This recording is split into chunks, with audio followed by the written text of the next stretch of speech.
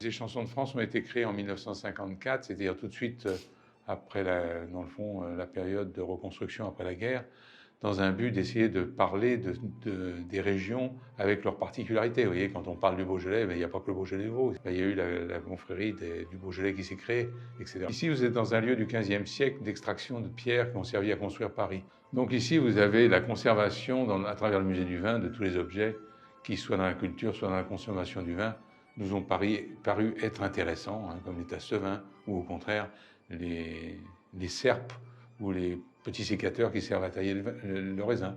Donc vous trouvez tous ces objets qu'on a reçus rouillés, bien sûr, qu'on a restaurés et qu'on essaye de garder pour avoir une mémoire. Hein. Donc ça, c'est la partie musée du vin. Du point de vue dégustation, ici, quand vous avez fini la visite, on vous propose au moins 3 verres de vin différents, un rouge, un rosé, un blanc, sec ou doux, ça en fait même 4, qui est compris dans la dégustation si vous l'acceptez. Vous pouvez aussi visiter sans vouloir boire de vin.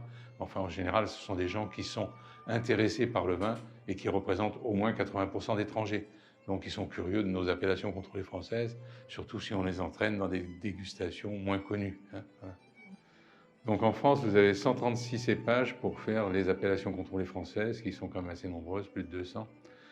Donc les vins sont présentés un petit peu pour essayer plutôt de vous faire découvrir les vins plus modestes des appellations contrôlées françaises que les grands crus que d'une part on ne peut plus tellement s'offrir, hein, puisque les bouteilles dépassent plusieurs centaines d'euros et sont réservées quand même à des dégustations un peu privées pour les gens qui ont de gros moyens. Hein.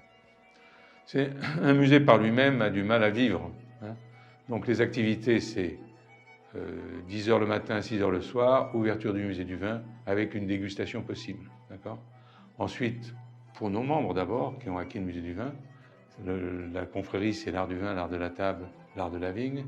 Donc on se devait de faire une cuisine de produits frais à des prix raisonnables pour nos membres. Donc après, pour rentabiliser vraiment le musée du vin, on a la chance d'être propriétaire d'un ensemble de ces surfaces à travers nos membres.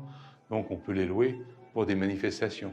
Et là, bien sûr, ça intéresse tous les gens qui vont pour une deuxième, troisième visite, parce qu'ils sont réunis à travers un colloque de médecins, à travers un colloque, découvrir autre chose que ce qu'ils connaissent dans Paris, pour avoir autre chose à raconter, un lieu et aussi le vin.